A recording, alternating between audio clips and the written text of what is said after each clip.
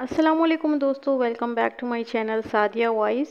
آئی hope آپ سب دوست خیریت کے ساتھ ہوں گے اور آپ سب کا ویکنڈ بہت اچھا گزرا ہوگا۔ تو آج کی ویڈیو میں آپ سب کے ساتھ میں ملک صفدر حیات کی ڈائری سے ایک اور کیس شیئر کروں گی جس کا نام ہے پاداش جرم۔ ویڈیو کو اینڈ تک دیکھیے گا اور چینل کو سبسکرائب کر کے بیل نوٹیفیکیشن کو آن کر لیجیے گا تاکہ جتنی بھی ویڈیوز میں اپلوڈ کروں اس کا نوٹیفیکیشن آپ کو سب سے پہلے دیکھنے کو مل سکے۔ تو چلیے آج کی کہانی ہم شروع کرتے ہیں۔ چودھری منصب علی کے گھر میں کہرام مچا ہوا تھا۔ اس کے نوجوان بیٹے نیاز علی کو کسی نے سوتے میں قتل کر دیا تھا۔ میں صبح کے 7 بجے موقع واردات پر پہنچا اور ضابطے کی کارروائی شروع کر دی۔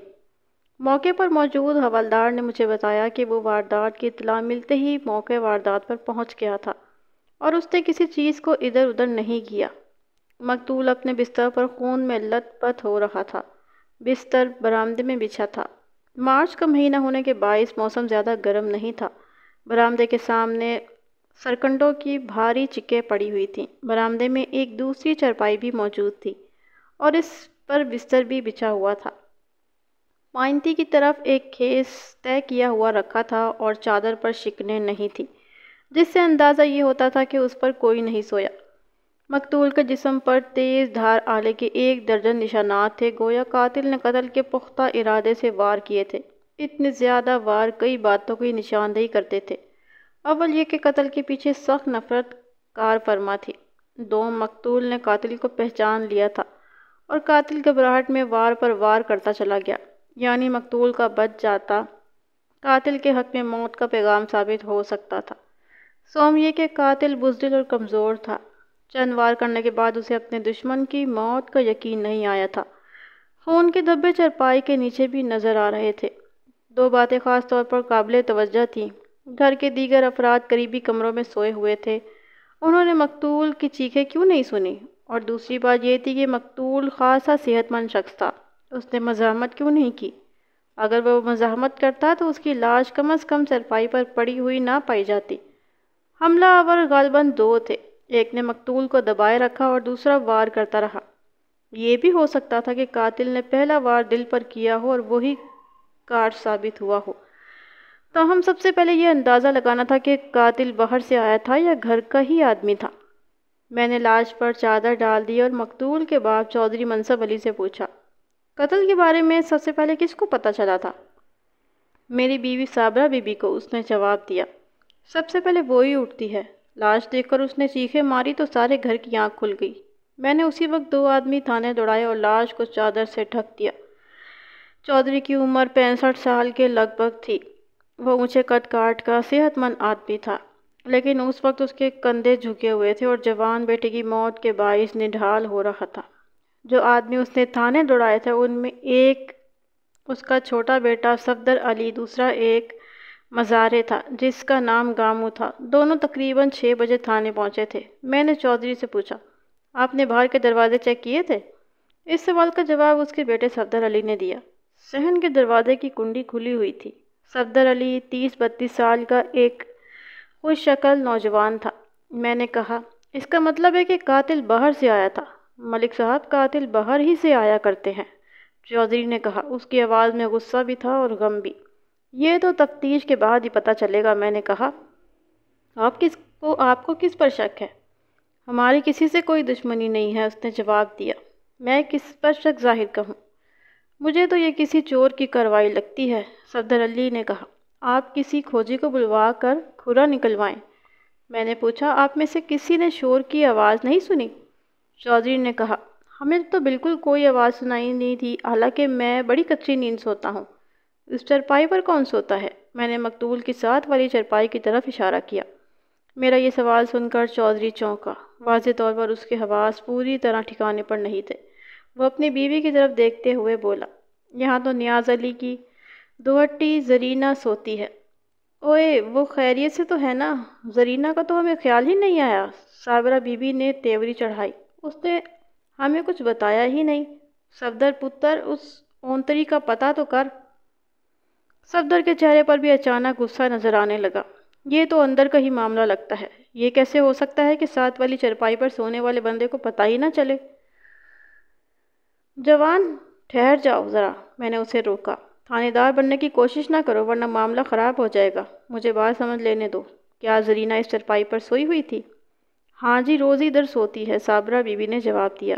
صدمے کی وجہ سے مجھے اس بات کا خیال ہی نہیں آیا اور اس نے بھی کچھ نہیں بتایا۔ میں صابرہ بی بی کو بیٹھک میں لے گیا اور کہا، ذرا تسلی سے ساری بات بتائیں، جب آپ نے بیٹے کی لاش دیکھی تو کیا اس وقت بہو اپنے بستر پر موجود تھی؟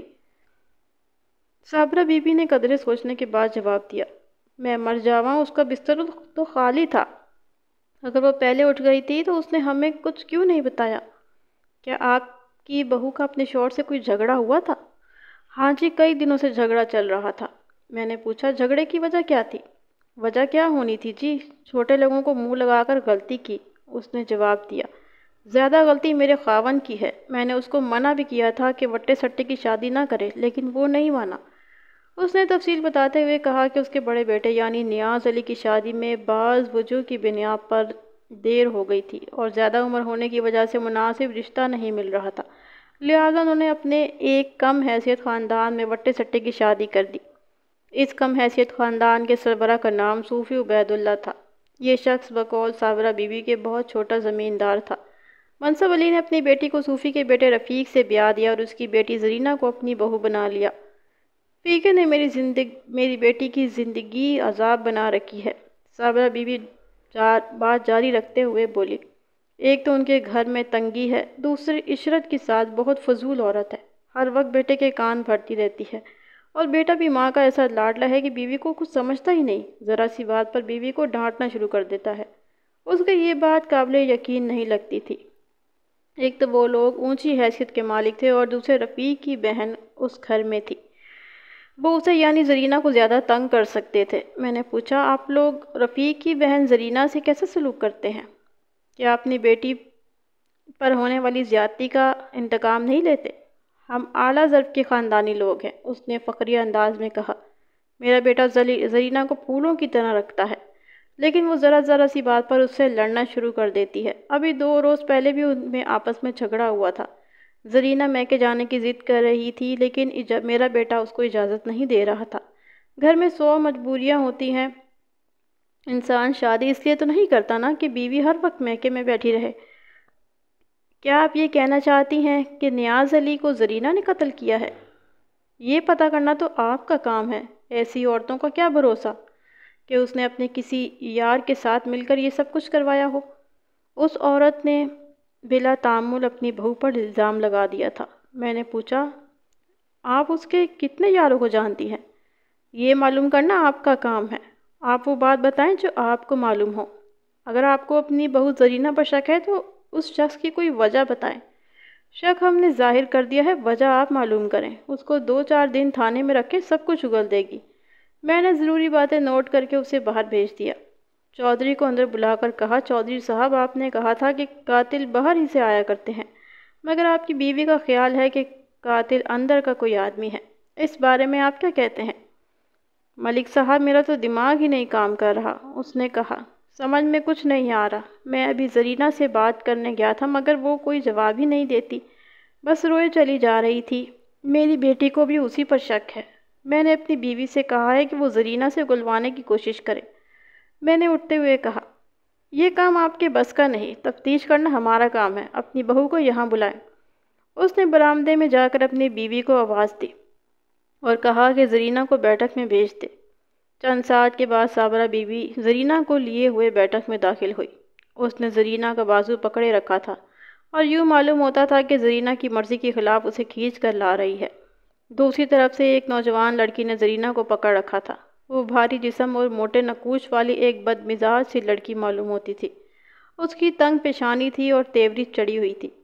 اس کے مقابلے میں زرینہ ایک حسین اور دبلی پتلی سی لڑکی تھی۔ اس کی رنگت سرخ سفید اور عمر 18-19 سال کے لگ بھگ تھی۔ اس کے گھنے سیاہ بال کھلے ہوئے تھے اور چہرے کے دونوں جانب لٹک رہے تھے۔ اس کی آنکھوں سے آنسو روا تھے اور وہ غم سے نڈھال ہو رہی تھی۔ تھانے دار صاحب، اس کے رونے دھونے پر نہ جائیں، صابرہ بی بی نے کہا، یہ مکر کر رہی ہے، اس کو ذرا دبکا شپکا لگائیں، 1 منٹ میں سب کچھ اگل دے گی۔ بی بی، آپ مجھے طریقے نہ سمجھائیں، مجھے سارے طریقے آتے ہیں، مجھے اپنے طریقے سے کام کرنے دیں اور اس کو چھوڑ دیں۔ یہ کہیں نہیں جا سکتی۔ دونوں عورتوں نے لڑکی کو چھوڑ دیا اور وہ وہیں دری پر بیٹھ گئی اور گھٹنوں میں سر دے کر رونے لگی۔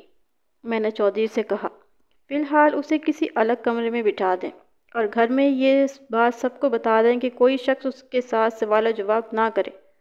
یہ اچھی زبردستی ہے، صابرہ بی بی نے غصے سے کہا۔ ہمارا پتر قتل ہو گیا ہے اور ہم سوال جواب بھی نہ کریں؟ قانون یہی کہتا ہے چودھرانی، میں نے کہا۔ جرم کی تفتیش کرنا پولیس کا کام ہے۔ اگر آپ کو کچھ معلوم ہے تو آپ مجھے بتائیں۔ وہ بڑبڑاتی ہوئی کمرے سے باہر چلی گئی۔ چودھری نے میری ہدایت کے مطابق زرینہ کو الگ کمرے میں بٹھا دیا۔ میں نے دوبارہ سوالات کا سلسلہ شروع کیا۔ چودھری صاحب، آپ نے اپنی بیوی کی باتیں سن لی ہیں، اب آپ اپنی بات کریں۔ کیا آپ کو بھی اپنی بہو پر شک ہے؟ شک والی بات تو ہے، اس نے جواب دیا۔ یہ کیسے ہو سکتا ہے کہ بندہ قتل ہو جائے اور ساتھ والے بستر پر سونے والے کو خبر تک نہ ہو، جاگنے کے بعد بھی پتہ نہ چلے؟ کیا آپ کو یقین ہے کہ زرینہ گزشتہ رات برآمدے میں سوئی تھی؟ ہر روز ہی برآمدے میں سوتی ہے، روزانہ کی بات نہیں کریں، کل رات کی بات بتائیں۔ میں نے تو نہیں دیکھا، مگر سب کہتے ہیں کہ وہ گزشتہ رات برآمدے میں سوئی تھی۔ اس بات کو چھوڑیں، اسے میں چیک کر لوں گا۔ آپ مجھے یہ بتائیں کہ کیا آپ کی بہو کا اپنے شوہر سے کوئی تنازع چل رہا تھا؟ تنازع تو کوئی خاص نہیں تھا، 2-4 روز پہلے دونوں میں کوئی جھگڑا ہوا تھا۔ زرینہ میکے جانا چاہتی تھی، نیاز علی نے اسے جانے کی اجازت بھی دے دی تھی، لیکن شام کو زرینہ نے میکے جانے سے انکار کر دیا۔ اس پر نیاز علی کو بڑا غصہ آیا اور دونوں میں تو تکرار ہو گئی۔ کیا آپ کے خیال میں اتنی سی بات پر کوئی عورت اپنے شوہر کو قتل کر سکتی ہے؟ ملک صاحب، اگر یہ بات آپ کسی اور موقع پر پوچھتے تو میں انکار میں جواب دیتا، لیکن میرے بیٹے کی لاش باہر پڑی ہے، میں کیسے اپنی بہو کو بری قرار دے سکتا ہوں؟ چودھری صاحب، بندے کے 100 سجن ہوں تو 2-4 دشمن بھی ہوتے ہیں۔ آپ کسی اور دشمن کے بارے میں بھی سوچیں۔ میں ضرور سوچوں گا، لیکن ایک بات اور میں آپ کو بتانا چاہتا ہوں۔ یہ شادی نیاز علی کی پسند سے ہوئی تھی۔ اس نے زرینہ کو کہیں دیکھ لیا تھا اور ضد کر کے شادی کی تھی۔ زرینہ نیاز علی سے عمر میں آدھی ہے۔ یہ اس شادی پر راضی نہیں تھی، اس نے کہیں اور آنکھ لڑا رکھی تھی۔ نیاز علی نے زرینہ کے بھائی رفیق سے بات کی اور رفیق نے بہن کو سمجھا بجھا کر شادی کے لیے راضی کیا۔ میں نے کہا، اور رفیق اس لیے راضی ہو گیا تھا کہ آپ نے اسے اپنی بیٹی دینے کا وعدہ کر لیا تھا؟ یہ بات بعد میں ہوئی تھی اور یہ الگ معاملہ ہے۔ زرینہ نے اگر خود نیاز علی کو قتل نہیں کیا تو کسی سے کروایا ہے۔ آپ اس لڑکی کی شکل و صورت پر نہ جائیں، ایسی خوبصورت لڑکیاں اندر سے بہت خطرناک ہوتی ہیں۔ زرینہ نے میرے بیٹے کو کبھی اپنا خاوند تسلیم نہیں کیا تھا، یہ شروع سے موقع کی طاق میں تھی۔ اس کی اس بات میں خاصا وزن تھا۔ اب دیکھنے والی بات یہ تھی کہ اس الزام میں کہاں تک حقیقت تھی اور وہ کون تھا جس سے زرینہ نے آنکھ لڑا رکھی تھی۔ میں نے پوچھا، چودھری صاحب، کیا آپ اس نوجوان کا نام بتا سکتے ہیں جس سے زرینہ نے آنکھ لڑا رکھی تھی؟ میں اپنے بیٹے سے پوچھ کر بتاتا ہوں، اس نے کہا۔ پھر صفدر علی کو اندر بلایا اور اسے زرینہ کے مبینہ آشنا کا نام پوچھا۔ وہ لوہاروں کا بیٹا چیمہ نہیں ہے، صفدر علی نے جواب دیا۔ اس کے ساتھ تھا اس کا چکر۔ صحیح نام کیا ہے اس کا؟ میں نے پوچھا۔ نام تو سلیم ہے، مگر سب چیمہ لوہار کہتے ہیں۔ میں نے سلیم اور چیمہ لوہار کا پتہ نوٹ کر لیا، پھر پوچھا، گھر میں اس وقت کتنے افراد ہیں؟ گھر میں اس وقت بچوں کے علاوہ 6 افراد ہیں، چودھری نے جواب دیا۔ 4 سے تو آپ مل چکے ہیں، ان کے علاوہ میری ایک چھوٹی بہو اور بیٹی ہے۔ 2 ملازم ان کے علاوہ ہیں۔ ملازموں کے بارے میں آپ کا کیا خیال ہے؟ ہمارے ملازم ایسی جرات نہیں کر سکتے۔ پھر بھی میں ملازموں سے بات کرنا ضروری سمجھتا ہوں، میں نے کہا، لیکن پہلے آپ اپنی چھوٹی بیٹی اور بہو کو تو بلائیں۔ صفدر علی اندر جا کر دونوں کو بلا لایا۔ بیٹی وہی تھی جو تھوڑی دیر پہلے اپنی ماں کے ہمراہ زرینہ کو پکڑ کر بیٹھک میں لائی تھی۔ اس کا نام عشرت معلوم ہوا۔ میں نے پوچھا، کیا تم رفیق کی بیوی ہو؟ اس نے اس بات میں سر ہلایا۔ یہاں آئے ہوئے کتنے دن ہوئے ہیں؟ 4 دن۔ میں نے پوچھا، کیا تم راضی خوشی یہاں آئی ہو؟ اس نے برا سا منہ بنا کر کہا، کبھی کوئی عورت راضی خوشی بھی خاوند کا گھر چھوڑتی ہے؟ میں نے اندازہ لگایا کہ وہ زبان کی تیز اور قدر احمق تھی۔ یہ تو تم سچ کہتی ہو، میں نے اس کی تائید کی، پھر پوچھا، خاوند سے جھگڑا کس بات پر ہوا تھا؟ فساد کی خبر میری ساس ہے۔ رفیق اس کے اشاروں پر چلتا ہے۔ وہ خود تو ہر وقت بستر پر پڑی رہتی ہے اور چاہتی ہے کہ میں سارا دن اس کے گند دھوتی رہوں، ہانڈی روٹی کروں، برتن دھوؤں، صفائی کروں، کپڑے دھوؤں، کیا کیا کروں؟ انسان ہوں، کوئی حیوان تو نہیں ہوں۔ انسان کو انصاف کی بات کرنا چاہیے۔ اس دن میں نے کھانے کے بعد اپنی ساس کو برتن دھونے کے لیے کہہ دیا۔ بس اتنی سی بات پر رفیق نے آسمان سر پر اٹھا لیا۔ کہنے لگے، میں ہوتی کون ہوں اس کی ماں کو کام کہنے والی؟ ماں بھی بک بک کرنے لگی۔ میں نے کہا، مجھ سے یہ اتنا بڑا پٹر نہیں سنبھالا جاتا۔ ماں کا بہت خیال ہے تو نوکر رکھ لو۔ میں نے پوچھا، گھر میں کوئی نوکر نہیں ہے؟ اوہ نوکر، اس نے نخوت سے کہا، ہانڈی کنڈی چاٹ کر گزارا کرنے والے کیا خاص نوکر رکھیں گے؟ زمینوں کی ساری کمائی تو وہ جوئے میں ہار جاتا ہے۔ تمہارا مطلب ہے کہ رفیق جوا کھیلتا ہے؟ جوا بھی کھیلتا ہے اور کبھی کبھی نشہ بھی کرتا ہے۔ نیاز بھائی کی اس سے وہیں پر دوستی ہوئی تھی۔ وہ بے خیالی میں ایسی بات کہہ گئی تھی تو شاید ویسے نہ بتاتی، یعنی یہ کہ اس کا مقتول بھائی بھی جوا کھیلتا تھا۔ میں نے پوچھا، کیا تمہارے جھگڑے کا اثر تمہاری بھرجائی پر بھی پڑتا تھا؟ نہیں جی، میرا بھائی بہت شریف آدمی تھا، وہ زرینہ کو بہت خوش رکھتا تھا۔ اب یہی دیکھ لیں، میں 4-5 روز سے یہاں پڑی ہوں۔ اگر نیاز بھائی غیرت، میرا مطلب ہے کہ ایسا ویسا آدمی ہوتا تو اسی روز زرینہ کو نکال کر باہر کرتا۔ یہ تو کوئی بات نہ ہوئی، بٹے سٹے کی شادی میں تو یہی ہوتا ہے جی۔ تمہارے خیال میں نیاز علی کے قتل میں کس کا ہاتھ ہے؟ زرینہ کا اور کس کا؟ اس نے کھٹ سے جواب دیا۔ اگر اس نے خود یہ حرکت نہیں کی تو کسی بدماش سے کروائی ہے۔ یہ کیسے ہو سکتا ہے کہ آدمی قتل ہو جائے اور ساتھ سوئی ہوئی عورت کو کچھ پتہ ہی نہ چلے؟ کیا تمہیں پکا یقین ہے کہ زرینہ برآمدے میں سوئی تھی؟ لو جی، مجھے جھوٹ بولنے کی کیا ضرورت ہے؟ سارا گھر جانتا ہے کہ زرینہ برآمدے میں سوتی ہے، لیکن اس کے بستر پر تو ایک شکن تک نہیں ہے۔ کیس بھی طے کیا ہوا رکھا ہے۔ یہ کون سا مشکل کام ہے؟ اس نے اپنا کام مکمل کر کے بستر ٹھیک کر دیا ہوگا اور خود کمرے میں چلی گئی ہوگی۔ میں اس کی بھابھی کی طرف متوجہ ہوا کہ وہ چھوٹی بھابھی تھی، لیکن عمر میں زرینہ سے 5-6 سال بڑی لگتی تھی۔ اس کا نام صادقہ تھا۔ وہ کھلتے ہوئے رنگ کی ایک خوش شکل عورت تھی، مگر زرینہ کے مقابلے میں کچھ بھی نہیں تھی۔ میرے سوال کے جواب میں اس نے کہا کہ وہ شور سن کر اٹھی تھی اور اس سے زیادہ اسے کچھ معلوم نہیں تھا۔ میں نے محسوس کیا کہ وہ عشرت کے سامنے کھل کر بات کرتے ہوئے گھبرا رہی تھی۔ بس میں نے عشرت کو واپس بھیج دیا اور اس سے پوچھا کہ زرینہ گزشتہ رات کہاں سوئی تھی؟ مجھے پکا پتہ نہیں ہے جی، اس نے جواب دیا۔ پرسوں میاں بیوی میں بہت جھگڑا ہوا تھا، اس لیے ہو سکتا ہے کہ زرینہ اندر کمرے میں سو گئی ہو۔ کیا پہلے بھی ایسے ہوتا رہا ہے؟ ہاں جی، جس دن میاں بیوی میں ناراضگی ہوتی ہے اس رات زرینہ الگ سوتی تھی۔ جھگڑا کس بات پر ہوا تھا؟ بھائی نے آج زرینہ کو میکے بھیجنا چاہتے تھے، مگر وہ جانے پر تیار نہیں تھی۔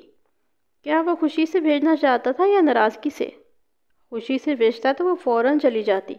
میرے استفسار پر اس نے جھگڑے کی کچھ تفصیل بتائی۔ یہ تفصیل میں آپ کو زرینہ کے بیان کے ساتھ ملا کے بتاؤں گا۔ تفصیل ایک ہی ہے لیکن بتانے والے دو ہیں۔ میں نے صادقہ سے پوچھا، کیا نیاز علی زرینہ کو مارتا تھا؟ اس نے گہرا سانس لیتے ہوئے کہا، عورتیں تو ہوتی ہی مار کھانے کے لیے ہیں جی۔ مار تو مجھے بھی پڑتی ہے، لیکن زرینہ کی قسمت کچھ زیادہ ہی خراب تھی۔ جس روز میری نند اپنے خاوند سے ناراض ہو کر گھر آتی تھی، اس روز زرینہ کی کمبختی آ جاتی تھی۔ ادھر عشرت منہ پھیلائے گھر میں داخل ہوئی، ادھر بھائی نیاز نے جوتا اتارا۔ میرا نام نہیں لینا جی، ان لوگوں میں تکبر بہت ہے۔ اس نے مجھے اور بھی بہت کچھ بتایا تھا، مگر اس کہانی کا ان باتوں سے زیادہ تعلق نہیں ہے، اس لیے انہیں چھوڑتا ہوں۔ صادقہ کو فارغ کرنے کے بعد میں نے زرینہ کو بیٹھک میں بلایا اور کہا، زرینہ بی بی، اس کمرے میں میرے اور تمہارے سوا اور کوئی نہیں ہے۔ تم جو کچھ بتاؤ گی وہ مجھ تک رہے گا، اس لیے کوئی بات چھپانے کی کوشش نہ کرنا۔ وہ سسکیاں لیتی ہوئی کمرے میں داخل ہوئی اور سر جھکا کر بیٹھ گئی۔ اس کا چہرہ کھلے ہوئے بالوں میں چھپا تھا۔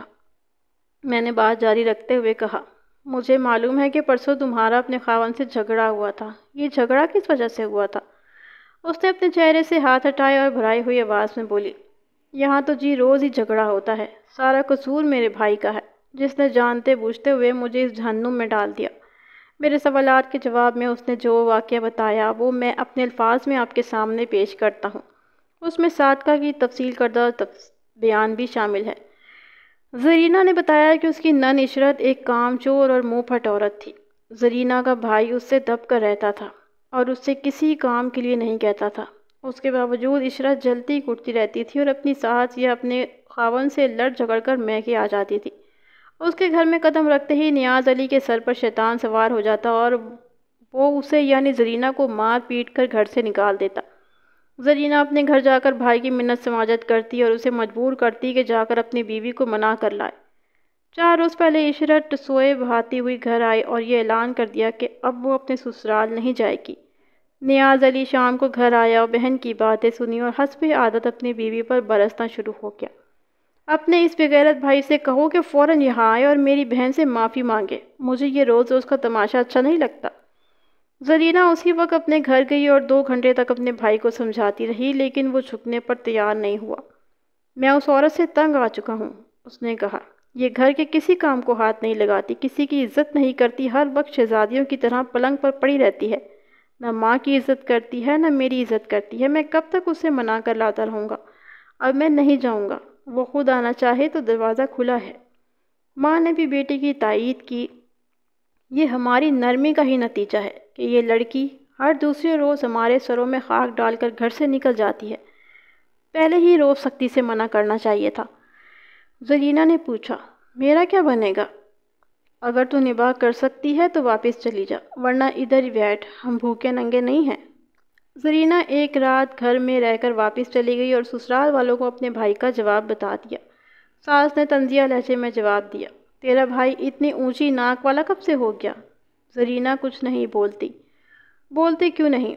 ساس نے غصے سے کہا، اگر وہ نہیں آیا تو کیا لینے آئی ہے یہاں؟ ماں جی، میں اپنے بھائی کی حرکتوں کی ذمہ دار نہیں ہوں، یہ میرا گھر ہے، میری عزت ہے، مجھے اور کہاں جانا ہے؟ سن رہے ہو اس کی بکواس؟ صابرہ بیوی نے بیٹے سے کہا، یہ اپنے بھائی کو پٹی پڑھا کر آئی ہے، اس سے کہہ دو کہ جب تک فیقہ یہاں آ کر معافی نہیں مانگے گا اس وقت تک یہ اس گھر میں نہیں رہ سکتی۔ ماں جی، میں قسم کھاتی ہوں میں نے اپنے بھائی کو کوئی پٹی نہیں پڑھائی، وہ تو ہر دفعہ ہی جا کر بھابھی کو منا کر لے کر جاتا ہے، اب وہ نہیں آتا تو میں کیا کروں؟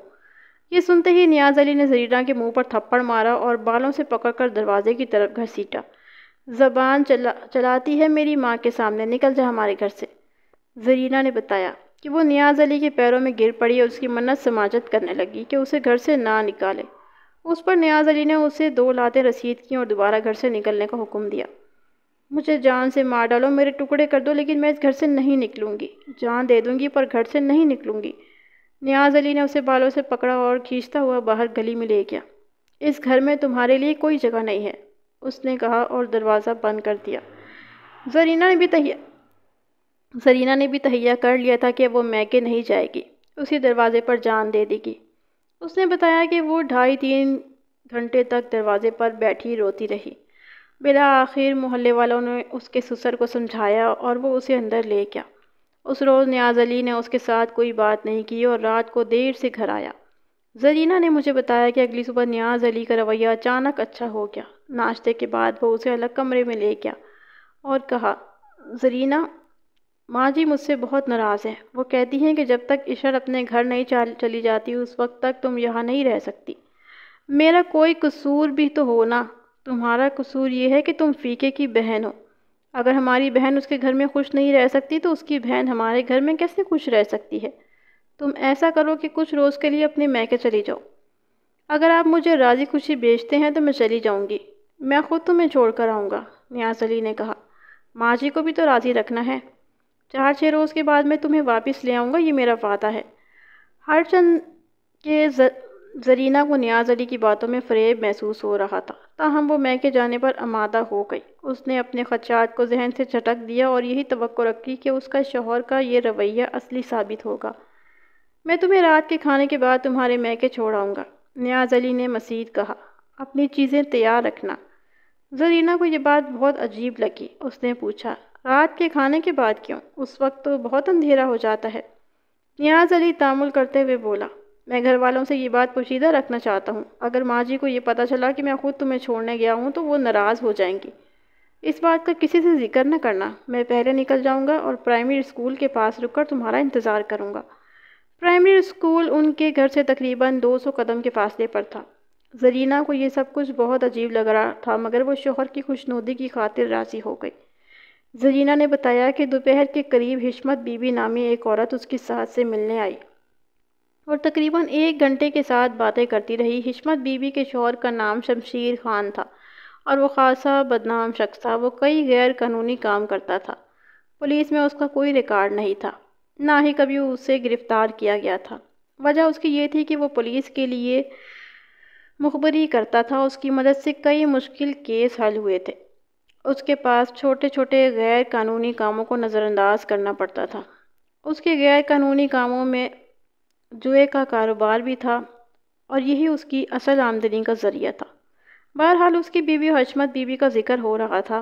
حشمت بی بی بھی خاصی ہوشیار اور شاطر عورت تھی۔ صابرہ بی بی سے گھنٹہ ادھر ادھر کی باتیں کرنے کے بعد وہ بظاہر خیر خیریت پوچھنے زرینہ کے کمرے میں چلی گئی۔ زرینہ اس وقت اپنے کمرے میں موجود اکیلی تھی۔ حشمت بی بی نے رسمی کلمات کے بعد کہا، میں تمہیں ایک بہت ضروری بات بتانے کے لیے آئی ہوں، لیکن پہلے وعدہ کرو کہ کسی سے اس کا ذکر نہیں کرو گی۔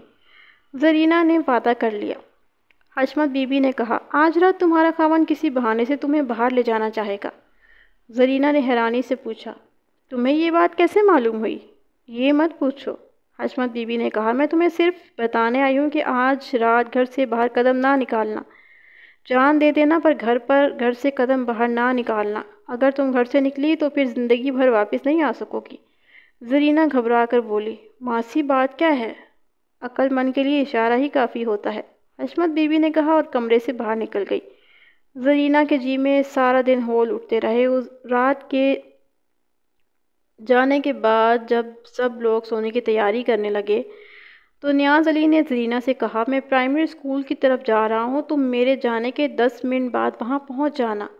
زرینہ خوف کی وجہ سے انکار نہ کر سکی۔ نیاز علی نے پچھلا دروازہ کھولا اور دبے پاؤں باہر نکل گیا۔ زرینہ دیکھ رہی تھی، اس کی حرکات و سکنات پوری اسرار تھیں۔ پتہ نہیں وہ کس ارادے سے اسے پرائمری اسکول میں بلا رہا تھا۔ شاید اس کی بات صاف نہیں تھی اور وہ اسے قتل کرنا چاہتا تھا۔ حشمت بی بی کی باتوں کا بھی یہی نتیجہ نکلتا تھا۔ نیاز علی کے جانے کے بعد زرینہ نے دروازہ بھیڑ دیا اور جان بچانے کی کوئی تدبیر سوچنے لگی، لیکن اس کی سوچ ساتھ نہیں دے رہی تھی۔ وہ 2-3 مرتبہ اپنی ساس اور نن کے کمرے تک گئی اور واپس آ گئی۔ اس کے سمجھ میں نہیں آ رہا تھا کہ کسی کو اپنی پریشانی بتائے۔ 4تھی مرتبہ وہ اس ارادے سے ساس کے کمرے کی طرف گئی کہ اپنی پریشانی کا اظہار کیے بغیر واپس نہیں آئے گی، لیکن دروازے کے قریب پہنچ کر اس کی ہمت ایک بار پھر جواب دے گئی۔ اسے معلوم تھا کہ نیاز علی اس وعدہ خلافی پر طوفان کھڑا کر دے گا۔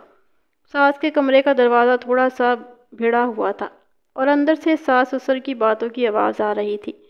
زرینہ متذبذب انداز میں دروازے کے قریب کھڑی تھی اور اس نے اپنے سسر کو یہ کہتے سنا، اب تو جوڑوں میں درد رہنے لگا ہے، اولاد سے تو اتنا بھی نہیں ہوتا کہ کبھی پیر ہی دبا دیں۔ بہو کو آواز دے کر بلا لو، صابرہ بی بی نے کہا، نیاز علی تو کہیں نکل گیا ہوگا۔ زرینہ نے یہ موقع غنیمت جانا اور جلدی سے دروازہ کھول کر اندر چلی گئی۔ ابا جی لائیں، میں آپ کے پیر دبا دیتی ہوں، اس نے کہا اور چرپائی کی پٹی پر بیٹھ کر سسر کے پیر دبانے لگی۔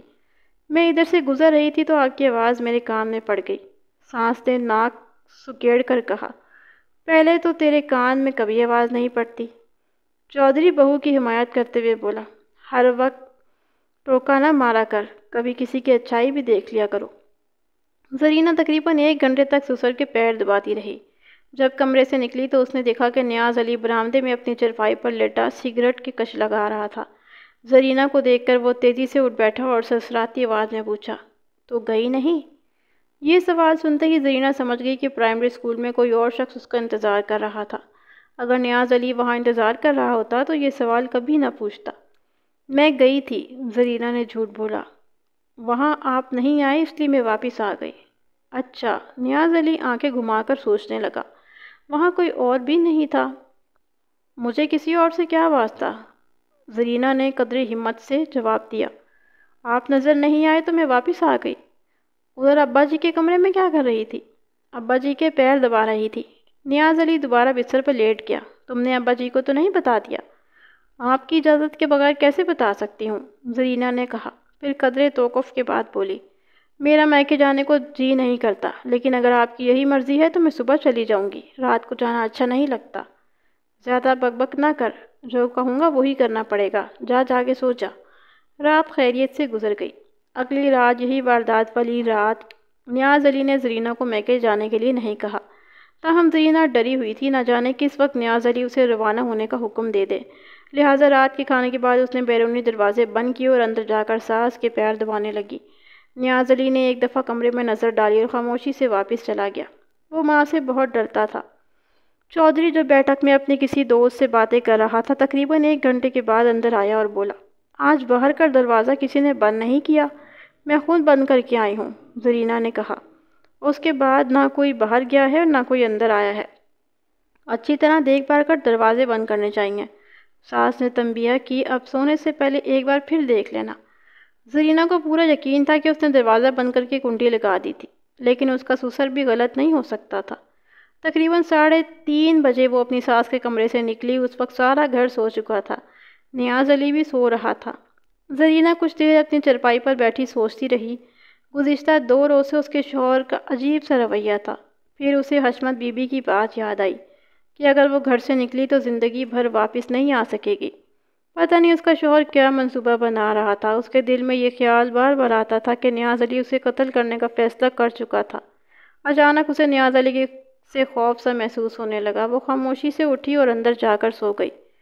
اس کی بات ختم ہوئی تو میں نے کہا، زرینہ، جو کچھ میں نے بتایا ہے اس سے تمہاری پوزیشن اور زیادہ خراب ہوگی۔ جیسا کہ تم نے کہا، تمہیں یقین ہو گیا تھا کہ نیاز تمہیں ٹھکانے لگانا چاہتا تھا۔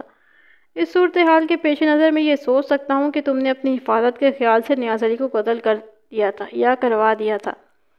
تھانے دار صاحب، میں نے ساری بات آپ کو سچ سچ بتا دی ہے۔ اس کے باوجود اگر آپ مجھے مجرم سمجھتے ہیں تو میں بڑی خوشی سے گرفتار کر لیں۔ میں نے موضوع بدلتے ہوئے پوچھا، سلیم لوہار کو جانتی ہو؟ جی، اچھی طرح جانتی ہوں۔ یہ لوگ اس کا نام لے کر مجھے بدنام کرتے رہتے ہیں، لیکن یہ سب جھوٹ ہے۔ میرا سلیم سے کوئی تعلق نہیں تھا۔ وہ ہمارا پڑوسی ہے اور شریف لڑکا ہے۔ شادی کے بعد اسے تمہاری ملاقات ہوئی تھی؟ کبھی نہیں، شادی سے پہلے بھی کبھی ملاقات نہیں ہوئی۔ اس کے ماں باپ نے میرا رشتہ مانگا تھا، چونکہ لڑکا پڑھا لکھا اور شریف ہے، اس لیے میرا باپ راضی تھا، لیکن ماں نہیں مانتی تھی، بس اتنی سی بات ہے۔ کیا تمہیں سلیم پسند تھا؟ ماں باپ کی پسند میری پسند ہے۔ مجھے ہیرو بننے کا شوق نہیں ہے۔ وہ لڑکی مضبوط ارادے کی مالک معلوم ہوتی تھی، اور میں نے ساری تفتیش سے یہ اندازہ لگایا کہ نیاز علی کے قتل کی محرک انہی واقعات کے اندر کہیں پوشیدہ ہے۔ گھر کے افراد کے بیانات سننے کے بعد میں نے مزید پوچھ گچھ کی۔ وہ مسکین اور کمزور افراد تھے۔ وہ اپنی کھولی میں سوئے تھے اور قتل کے بارے میں کچھ نہیں جانتے تھے۔ ضابطے کی تفتیش مکمل کرنے کے بعد میں نے خون والا بستر اپنی تحویل میں لے لیا اور لاش پوسٹ مارٹم کے لیے ہسپتال بھجوا دی۔ زرینہ اور صادقہ کے بیانات سے ایک بات سامنے آئی تھی کہ نیاز علی اور رفیق جوا کھیلتے تھے۔ زرینہ بیانات میں شمشیر خان اور اس کی بیوی حشمت بی بی کا ذکر کر رہی تھی۔ شمشیر خان جوئے کا اڈا چلاتا تھا۔ اب دیکھنا یہ تھا کہ اس کی بیوی کا اس معاملے سے کیا تعلق تھا۔ تھانے پہنچ کر میں نے ایک حوالدار سے کہا کہ وہ شمشیر کو تھانے بلا لے، پھر خود رفیق سے ملنے کے لیے روانہ ہو گیا۔ رفیق اور فیقے کی عمر خلاف توقع 30 اور 35 سال کے درمیان تھی۔ وہ گندمی رنگت والا عام سا آدمی تھا۔ اس کے نگوش میں کوئی کشش نہیں تھی۔ میں نے سوچا کہ عشرت جیسی لڑکی کے لیے ایسا ہی نوجوان موزوں تھا۔ وہ چودھری منصب علی کے گھر گیا ہوا تھا اور میری آمد سے تھوڑی دیر پہلے پہنچا تھا۔ اس نے مجھے بیٹھک میں بٹھایا اور لسی پانی کا پوچھا۔ لسی پانی پھر صحیح، میں نے کہا۔ میں تم سے چند باتیں کرنے آیا ہوں۔ نیاز علی کے قتل کے بارے میں تمہارا کیا خیال ہے؟ جناب، میں کیا بتا سکتا ہوں، اس نے جواب دیا۔ میں تو اس کی بہن سے شادی کر کے پچھتا رہا ہوں۔ اچھا، اس پچھتاوے کی وجہ کیا ہے؟ اس نے عشرت کی بدزبانی اور کام چوری کی لمبی چوڑی تفصیل بتانے کے بعد کہا۔ جناب، انسان شادی اس لیے کرتا ہے کہ اسے کچھ سکون ملے گا، لیکن میری بیوی نے ہمارا اپنا سکون بھی چھین لیا ہے۔ کسی چھوٹے بڑے کی عزت نہیں کرتی، انسان کو کھڑے کھڑے بے عزت کر دیتی ہے۔ ہر وقت اپنے باپ کی دولت کی کہانیاں سناتی رہتی ہے، کام کو بالکل ہاتھ نہیں لگاتی۔ میری ماں کو نوکرانی سمجھتی ہے، اس پر حکم چلاتی ہے۔ اگر میری بہن زرینہ کا معاملہ بیچ میں نہ ہوتا تو میں اسے کب کا طلاق دے چکا ہوتا۔ میں نے پرخیال لہجے میں کہا۔ اب تو بہن کا معاملہ بیچ میں سے نکل گیا ہے، لیکن یہ اچھا نہیں ہوا۔ تم گزشتہ رات کہاں تھے؟ اس نے چونک کر میری طرف دیکھا۔ اسے پہلی بار یہ احساس ہوا تھا کہ میں اس پر شک کر رہا ہوں۔ میں اپنے گھر میں ہی تھا۔ تمہیں یہ بات یقیناً معلوم ہوگی کہ نیاز علی تمہاری بہن پر ظلم کرتا تھا۔ تم نے اسے اس حرکت سے باز رکھنے کے لیے کیا کارروائی کی تھی؟ جناب، میاں بیوی کا معاملہ بڑا نازک ہوتا ہے، خاص طور پر جب لڑکے والے اونچی حیثیت کے ہوں تو انسان بے بس ہو جاتا ہے۔ عشرت کی وجہ سے زرینہ نے بڑی تکلیفیں اٹھائی ہیں۔ ہم نے اسے کئی بار یہ کہا تھا کہ وہ گھر میں بیٹھ جائے، مگر وہ نہیں مانتی تھی۔ کہتی تھی کہ اب اس کا جینا مرنا اسی گھر میں ہوگا، اور جہاں تک نیاز علی کا تعلق ہے وہ اس معاملے میں کوئی بات سننے کو تیار ہی نہیں تھا۔ باتوں کے دوران میں نے اس کے ہاتھوں کا معائنہ کیا، مگر اس کے ہاتھوں میں زخم یا خراش کا کوئی نشان دکھائی نہیں دیا۔ میں نے پوچھا یہ شادی کس طرح ہوئی تھی؟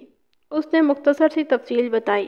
بعد میں مجھے بعض دوسرے لوگوں کی زبانیں اس ضمن میں مزید باتیں معلوم ہوئی۔ میں یہ ساری تفصیل یک جا کر آپ کے سامنے پیش کرتا ہوں۔ مقتول نیاز علی ایک اوباش آدمی تھا، شراب اور جوا کے روزمرہ کے مشاغل میں شامل تھا۔ اس کے علاوہ بھی اس کے اندر بہت سی برائیاں تھیں۔ شمشیر خان کا اڈا اس کا خاص ٹھکانہ تھا۔ اس کی اس برائیوں کی وجہ سے کوئی شخص اسے رشتہ دینے کے لیے تیار نہیں تھا۔ خود اسے بھی شادی کی کوئی جلدی نہیں تھی۔ رفیق اور فیقہ بھی شمشیر خان کے اڈے پر جاتا تھا، مگر وہ ذرا محتاط تھا۔ ہفتے میں ایک آدھ بار ادھر جاتا تھا۔ جوا بھی کھیلتا تھا، مگر تھوڑے پیسے لگاتا تھا۔ تاہم بدنام بھی وہی تھا، اس کو بھی کوئی اپنی لڑکی نہیں دیتا تھا۔ یہاں پر میں نیاز علی کی بہن عشرت کا بھی ذکر کرنا ضروری سمجھتا ہوں۔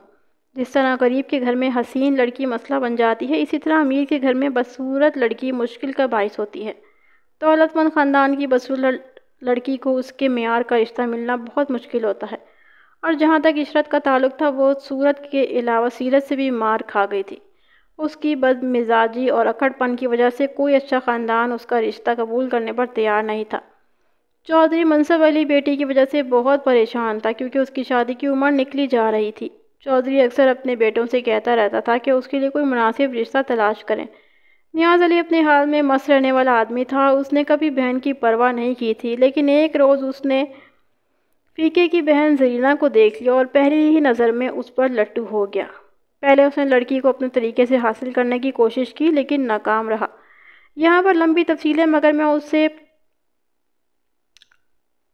اس خیال سے چھوڑتا ہوں۔ اسی اسنا میں اسے پتہ چلا کہ زرینہ بہن کی فیقے ہے، فیقے کی بہن ہے، اور فیقے کے ساتھ اس کا اٹھنا بیٹھنا ہے۔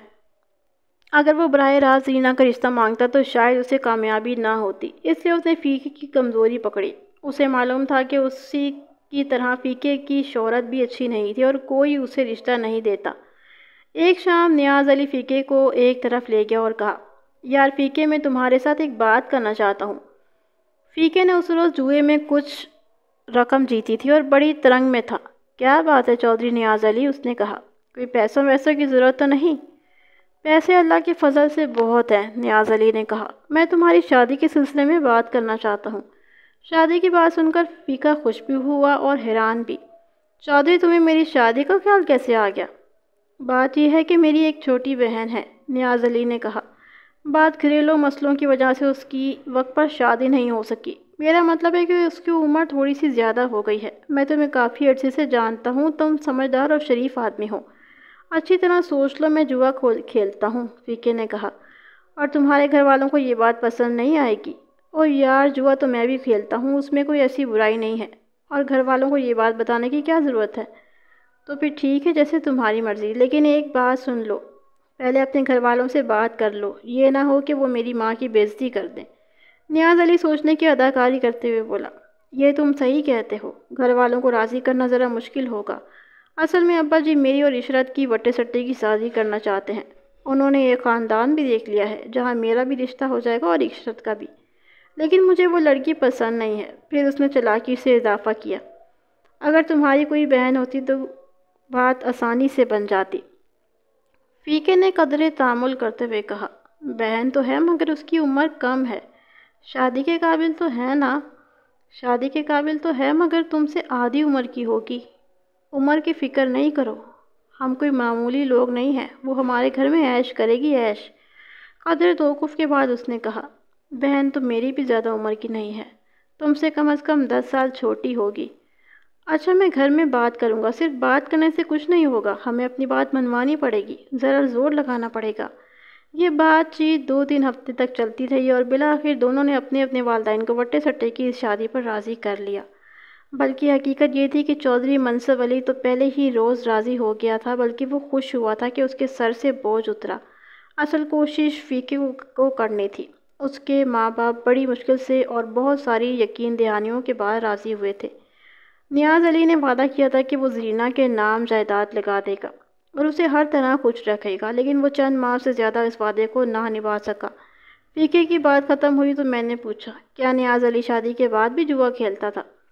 جوا بھی کھیلتا تھا اور نشہ بھی کرتا تھا، لیکن میں نے شادی کے بعد اس کی برائی کو آہستہ آہستہ چھوڑ دیا ہے۔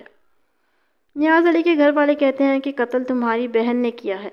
زرینہ ایسی حرکت کبھی نہیں کر سکتی۔ وہ اپنے خاوند کو بہت اونچا درجہ دیتی تھی، حالانکہ نیاز علی اس پر بہت ظلم کرتا تھا، لیکن وہ اس کے خلاف ایک لفظ بھی سننا پسند نہیں کرتی تھی۔ سنا ہے کہ شادی سے پہلے اس کا سلیم لوہار سے دوستانہ تھا۔ اس کے چہرے پر سرخی دوڑ گئی، لیکن وہ اپنے جوش پر قابو پاتے ہوئے بولا، ملک صاحب، میری بہن پاک دامن لڑکی ہے، وہ ایسی باتوں کا تصور بھی نہیں کر سکتی۔ چیمہ لوہار ہمارا پڑوسی اور ہمارے ساتھ اس کے تعلقات اچھے ہیں۔ وہ 10 جماعتیں پڑھا ہوا ہے، شریف لڑکا ہے۔ اس کی ماں رشتے کے سلسلے میں ہمارے گھر آئی تھی، مگر بات آگے نہیں پڑی تھی۔ ہمیں بعد میں بہت افسوس ہوا تھا۔ لوگوں کا خیال ہے کہ تم نے اپنا مطلب نکالنے کے لیے زرینہ کی شادی نیاز علی سے کروائی تھی۔ میں نے اس کا رد عمل دیکھنے کے لیے کہا، مگر وہ کچھ نہیں بولا۔ میں نے تھوڑا توقف کیا، پھر پوچھا، چیمہ لوہار کی شادی ہو گئی ہے؟ ابھی نہیں۔ اس کا تم لوگوں سے میل جل تو ہوگا؟ ہماری اس سے کوئی دشمنی نہیں ہے۔ وہ زرینہ پر ہونے والی زیادتیوں کو سن کر افسوس تو ضرور کرتا ہوگا۔ اس نے جواب دینے کے لیے تھوڑا سا تامل کیا، پھر بولا، ہماری آپس میں اتنی بے تکلفی نہیں ہے۔ جس روز عشرت ناراض ہو کر اپنے گھر گئی تھی، اس کے دوسرے روز نیاز علی نے زرینہ کو دھکے دے کر گھر سے نکال دیا تھا۔ تم نے اس سلسلے میں کیا کارروائی کی تھی؟ ہمیں اس کا علم بعد میں ہوا تھا۔ پرسوں رات کو نیاز علی زرینہ کو یہاں پہنچانے کا ارادہ رکھتا تھا۔ تمہیں ایسی کوئی اطلاع ملی تھی؟ اس نے انکار میں جواب دیا۔ میں نے اس سے سلیم لوہار کا پتہ پوچھا اور وہاں سے رخصت ہو گیا۔ سلیم لوہار 26-27 سال کا ایک خوش شکل اور مضبوط نوجوان تھا۔ وہ اپنے باپ کی دکان پر کام کرتا تھا، جہاں لوہے کی بالٹیاں، کڑاہیاں، حمام، انگیٹھیاں، چھریاں، چمٹے وغیرہ فروخت تھے۔ دکان کے پچھلے حصے میں چھوٹا سا کارخانہ بھی تھا، جہاں 2-3 کاریگر یہ سامان تیار کر رہے تھے۔ سلیم سے رسمی بات چیت کے دوران میں نے دیکھا کہ اس کے ہاتھ پر پٹی بندھی ہوئی تھی۔ یہ پٹی دیکھ کر میرے دل میں شک پیدا ہوا۔ میں نے سوچا کہ اسے زرینہ پر ہونے والے ظلم کا حال معلوم تھا۔ ہو سکتا ہے کہ اس نے ہمدردی اور محبت سے مغلوب ہو کر زرینہ کے ظالم شوہر کو قتل کر دیا ہو۔ اس سمن میں چودھری کے گھر کے بیرونی دروازے کا کھلا پایا جانا بھی قابل غور تھا۔ زرینہ کا کہنا تھا کہ اس نے دروازہ خود بند کیا تھا، جبکہ چودھری کو دروازہ کھلا ہوا ملا تھا۔ پھر عین واردات والے روز زرینہ کا برآمدے میں نہ سونا بھی باعث شک تھا۔ مجھے دیکھ کر سلیم کا باپ، جو پچھلے حصے میں کام کر رہا تھا، دکان میں پہنچ گیا۔ اس کی کمر قدرے جھکی ہوئی تھی۔ غالباً وہ بھٹی کے سامنے سے اٹھ کر آیا تھا۔ میں نے سلیم سے کہا، میں تم سے چند باتیں پوچھنا چاہتا ہوں۔ سو بسم اللہ جناب، ضرور پوچھیں، اس نے بظاہر خوش دلی سے کہا، مگر اس کے چہرے پر فکر مندی ظاہر نظر آ رہی تھی۔ اس کا باپ بھی پریشان نظر آنے لگا۔ بولا، کیا بات ہے جناب؟ کیا اس سے کوئی غلطی ہو گئی ہے؟ ہم ایک کیس کی تفتیش کر رہے ہیں، میں نے جواب دیا۔ اس سلسلے میں کچھ معلومات کرنی ہے۔ جناب، میرا پتر کسی ایسی ویسی مجلس میں نہیں بیٹھتا۔ میرے ساتھ جو حوالدار تھا، اس نے کہا، چاچا جی، انکوائری تو کرنا ہی پڑتی ہے۔ میرا ارادہ تو یہی تھا کہ میں سلیم سے دکان پر ہی چند باتیں پوچھ کر واپس چلا جاؤں گا، لیکن اس کی گھبراہٹ اور ہاتھ پر بندھی ہوئی پٹی دیکھ کر میں اسے تھانے لے گیا۔ جس ASI کو میں نے شمشیر خان کو بلانے بھیجا تھا، وہ خالی واپس آ گیا تھا۔ شمشیر خان اسے نہیں ملا تھا۔ اس کی بیوی نے کہا تھا کہ وہ قصبے سے باہر گیا ہوا تھا۔ سلیم لوہار کو میں نے باہر بٹھا دیا تھا اور ہنگامی نوعیت کے کام نپٹانے لگ گیا، اور تقریباً 2 گھنٹے کے بعد جب فرصت ملی تو میں نے اسے اپنے پاس بلا لیا۔ اس لمبے عرصے میں وہ خاصا نروس ہو چکا تھا۔ میں نے اسے اپنے سامنے کرسی پر بٹھایا اور پوچھا، جھوٹ تو نہیں بولو گے؟ نہیں جناب، انشاءاللہ سچ بولوں گا۔ میں نے پوچھا، فیقے کی بہن زرینہ کو جانتے ہو؟ وہ ذرا سا جھکا، پھر بولا، میں جانتا ہوں جی۔ تم اس کو پسند کرتے ہو؟ جناب، اس کی تو شادی ہو چکی ہے۔ شادی سے پہلے پسند کرتے تھے؟ اس نے تامل کرتے ہوئے جواب دیا، تھوڑا بہت پسند کرتا تھا جی۔ زرینہ بھی تمہیں پسند کرتی تھی؟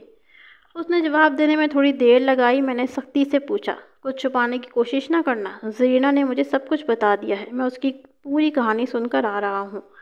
ہاں جی، اس نے جواب دیا، وہ بھی پسند کرتی تھی۔ ملاقاتیں کہاں ہوتی تھی؟ وہ کبھی ہمارے گھر آ جاتی تھی، آج کل کہاں ہوتی ہیں ملاقاتیں؟ آج کل جی، بات لمبی کرنے کی کوشش نہیں کرنا، سیدھا جواب دے، زرینہ تجھے کہاں ملتی ہے؟ کبھی کبھی ہمارے گھر آ جاتی ہے، 4 روز پہلے بھی آئی تھی۔ جی آئی تھی۔ کیا بات چیت ہوئی تھی؟ میری ماں سے باتیں کر رہی تھی، کہہ رہی تھی کہ نیاز اس پر بہت ظلم کرتا ہے۔ تمہارے ہاتھ کو کیا ہوا ہے؟ لوہے کی چادر کا کنارہ لگ گیا تھا۔ میں نے اس کی پٹی کھلوا کر زخم کو معائنہ کیا۔ انگوٹھے کے نچلے حصے میں تقریباً ہتھیلی پر 2 انچ لمبا زخم موجود تھا، جو واضح طور پر کسی تیز دھار آلے کا زخم تھا۔ یہ لوہے کی چادر کا زخم نہیں ہے۔ یہ زخم تمہیں کب آیا تھا اور کس کے سامنے آیا تھا؟ میں نے دیکھا وہ ان سوالات سے گھبرا گیا تھا۔ یہ کوئی 5 روز پہلے کی بات ہے جی۔ میں کارخانے کی چیزیں ٹھیک کر رہا تھا کہ ایک چادر میرے ہاتھ سے پھسل گئی۔ اس وقت دکان میں کوئی نہیں تھا، یہ صبح صبح کی بات ہے۔ پٹی کس ڈاکٹر سے کروائی تھی؟ میں نے خود ہی پٹی باندھ لی تھی۔ اس کا لہجہ بتا رہا تھا کہ وہ جھوٹ بول رہا ہے۔ میں نے کہا، یہ زخم 4-5 روز پرانا نہیں لگتا۔ میں تجھے بستی کے سارے ڈاکٹروں کے پاس لے کر جاؤں گا اور تیرے آس پاس رہنے والوں سے بھی پوچھ گچھ کروں گا۔ اگر تیری بات غلط نکلی تو مجھ سے برا کوئی نہیں ہوگا۔ مجھے معاف کر دیں جی، اس نے ہاتھ جوڑتے ہوئے کہا۔ میری ایک شخص سے لڑائی ہو گئی تھی۔ چھیپے، ابھی تم کرسی پر بیٹھے ہوئے ہو، میں تمہیں چھت سے بھی لٹکا سکتا ہوں۔ لڑائی کس سے ہوئی تھی؟ اس نے ایک بار پھر ہاتھ جوڑے۔ چودھری نیاز علی سے جی۔ اس نے چاقو نکال لیا تھا۔ جھگڑا کس بات پر ہوا تھا؟ میں نے اسے صرف اتنا کہا تھا کہ وہ اپنی بیوی کو مارا نہ کرے۔ اس پر اس نے مجھے گالیاں دینا شروع کر دیں اور چاقو نکال لیا۔ تم نے اپنی ذلت کا بدلہ لینے کے لیے اسے قتل کر دیا؟ میں نے کہا، کیا یہ قتل تم نے زرینہ کے تعاون سے کیا ہے یا اپنی مرضی سے؟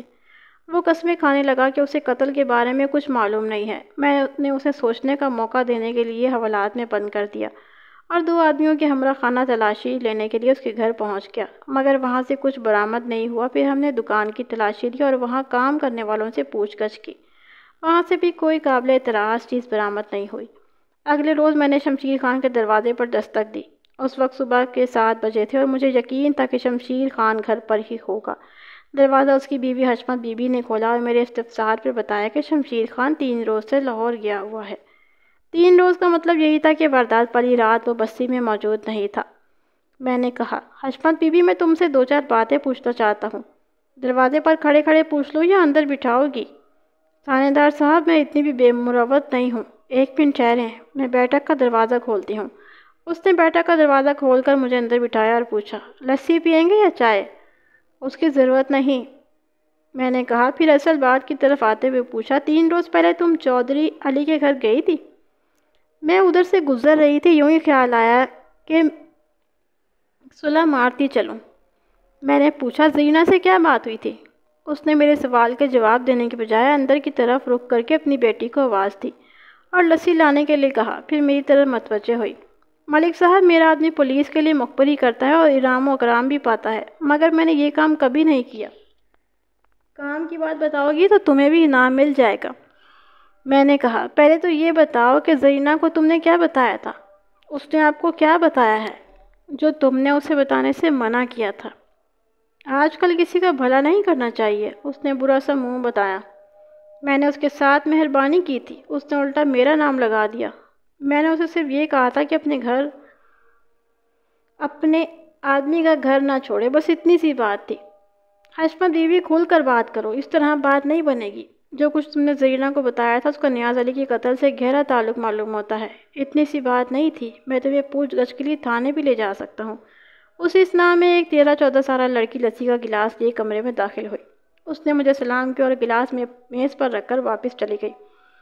ملک صاحب، میں ایک شرط پر آپ کو اصل بات بتا سکتی ہوں، حشمت بی بی نے کہا، اور شرط یہ ہے کہ آپ میرے آدمی سے اس بات کا ذکر نہیں کریں گے اور نہ ہی اس معاملے میں گھسیٹتے پھریں گے۔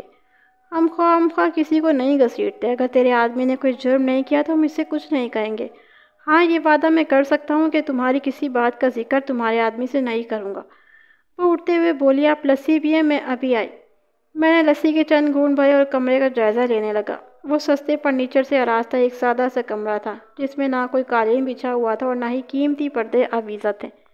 حشمت بی بی 2-3 ساعت کے بعد واپس آ گئی۔ وہ مضبوط قد و قامت کی خاصی ہمت والی عورت تھی۔ ملک صاحب، مجھے جو کچھ معلوم ہے وہ میں آپ کو بتانے کے لیے تیار ہوں، لیکن پہلے انعام کی بات کریں۔ کچھ پتہ تو چلے کہ بات کیا ہے۔ ہو سکتا ہے کہ تمہاری معلومات ہمارے کسی کام کی نہ ہوں۔ معلومات آپ کے بہت کام کی ہیں، یہ میں آپ کو پہلے بتا دیتی ہوں، اس نے دھڑلے سے کہا۔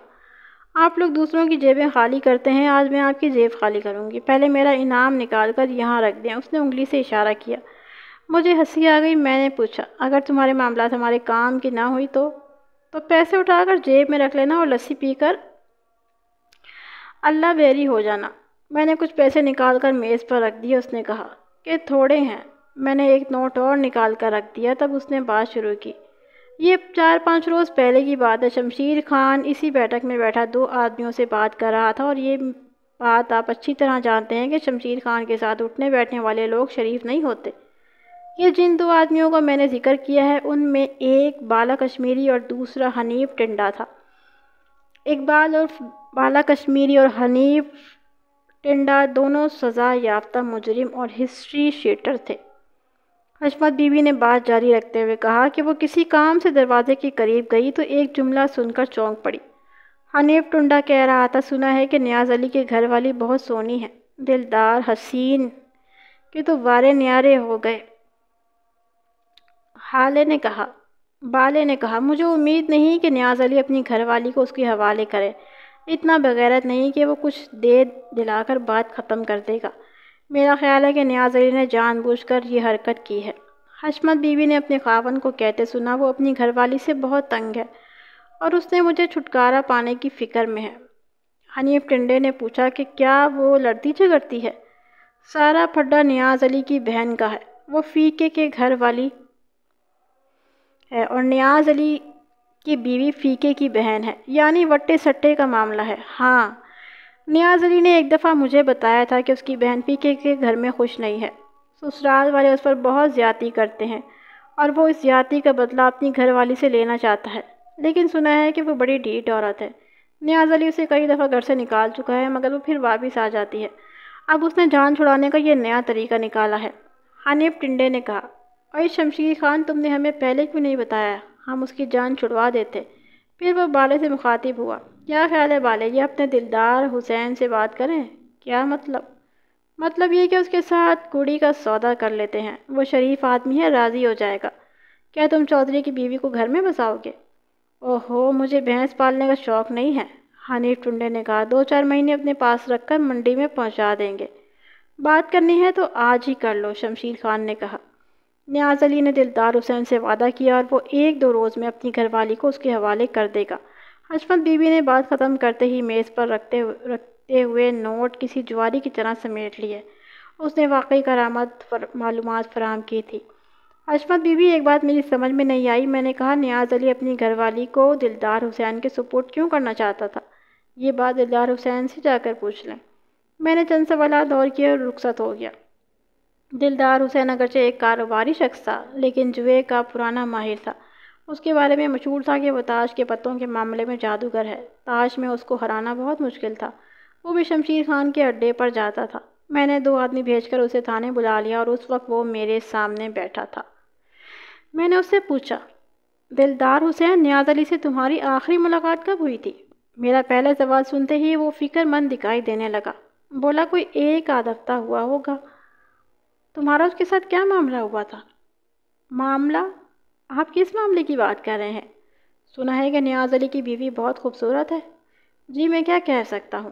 تم بہت کچھ کہہ سکتے ہو، میں نے سخت لہجے میں کہا، اس لیے جلدی سے کہنا شروع کر دو۔ وہ متذبذب نظر آنے لگا۔ میں نے اس پر نفسیاتی دباؤ ڈالتے ہوئے کہا، میں بالے کشمیر اور حنیف ٹنڈے کی کہانی سن چکا ہوں۔ اگر تم نے کچھ چھپانے کی کوشش کی تو بڑی مشکل میں پھنس جاؤ گے۔ اس کے چہرے پر گھبراہٹ نظر آنے لگی۔ بولا، ملک صاحب، جوئے میں اس قسم کی باتیں بھی ہو جاتی ہیں، اور یہ سب نیاز علی کی طرف سے ہوا تھا، وہ ضد میں آ گیا تھا۔ میں نے کہا، ساری بات شروع سے بتاؤ، میں دیکھنا چاہتا ہوں کہ بالے کشمیر اور حنیف ٹنڈے نے جو کچھ مجھے بتایا تھا اس میں کتنا سچ ہے۔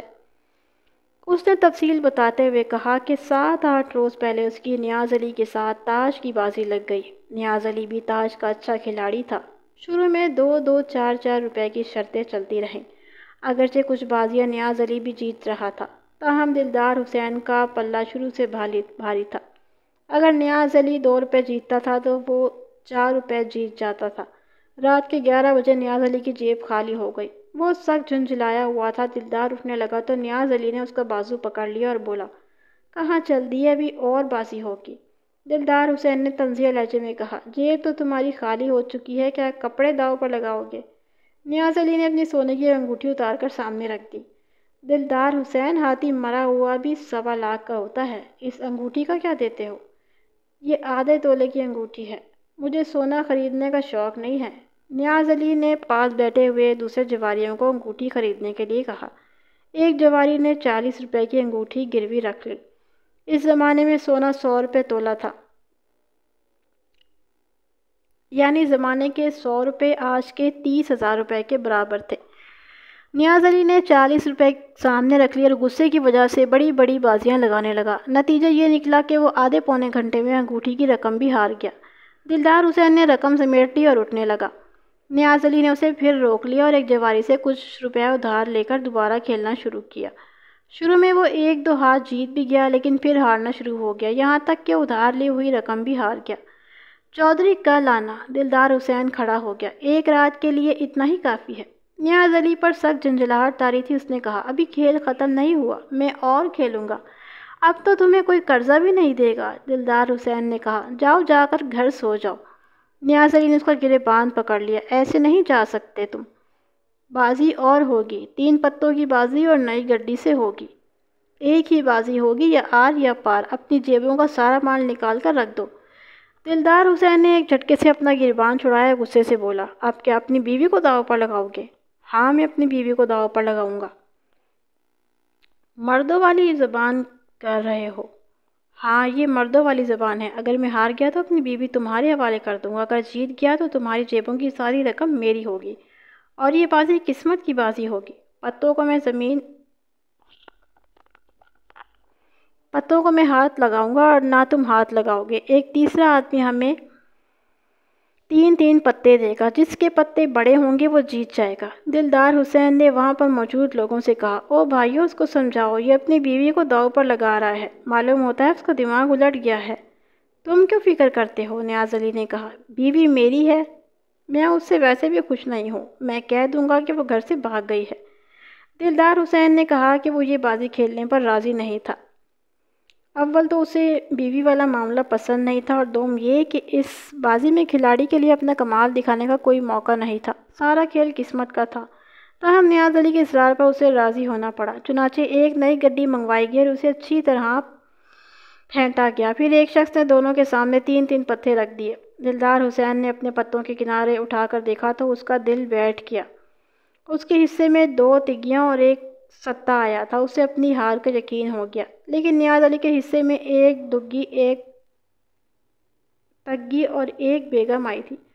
اس کے ساتھ ہی وہ اپنی بیوی بھی ہار گیا، لیکن اسے کوئی افسوس نہیں ہوا۔ اس نے دلدار حسین سے کہا کہ وہ 2-3 روز کے اندر اپنی بیوی اس کے حوالے کر دے گا۔ دلدار حسین نے اپنی جیبوں سے تمام رقم نکال لی اور سب اس کے سامنے اس کی گنتی کی، اور اس کے پاس کل 1800 روپے تھے۔ یہ یاد رہے کہ اس رقم کی قوت خرید آج کے 55,000 کے برابر تھی۔ دلدار حسین نے رواداری کا ثبوت دیتے ہوئے کہا، نیاز علی، میں تمہیں 1 ہفتے کی مہلت دے سکتا ہوں۔ 1 ہفتے کے اندر مجھے 1800 روپے دے دو اور اپنی بیوی اپنے پاس رکھو۔ رقم کو بھول جاؤ، نیاز علی نے تیزی سے جواب دیا۔ جس چیز کی بازی لگی ہے وہی ملے گی۔ دلدار حسین نے بتایا کہ 2 روز بعد بالا کشمیری اور حنیف ٹنڈا اس کے پاس آئے اور اسے علیحدگی میں لے گئے۔ دلدار حسین، ہم تمہارے ساتھ ایک سودا کرنے آئے ہیں۔ حنیف ٹنڈے نے کہا، تمہارے فائدے کا سودا ہے؟ کس چیز کا سودا کرنے آئے ہو؟ دلدار حسین نے پوچھا۔ بالے کشمیری نے کہا، سنا ہے کہ تم نے چودھری نیاز علی کے منہ پر جوتا مار دیا ہے۔ میں تمہارا مطلب نہیں سمجھا۔ تم نے جوئے میں اس کی بیوی جیت لی ہے، بالے نے کہا۔ وہ اپنی بیوی کب تمہارے حوالے کر رہا ہے؟ اس نے 2-3 روز کا وعدہ کیا ہے۔ حنیف ٹنڈے نے پوچھا، اس آفت کو سنبھال لو گے؟ میں تمہیں مرد دکھائی نہیں دیتا ہوں؟ دلدار حسین نے کہا، تم چاہتے کیا ہو؟ سنا ہے کہ بازی 1800 کی تھی، ہم تمہیں 1900 دینے کے لیے تیار ہیں، عورت ہمارے حوالے کر دو۔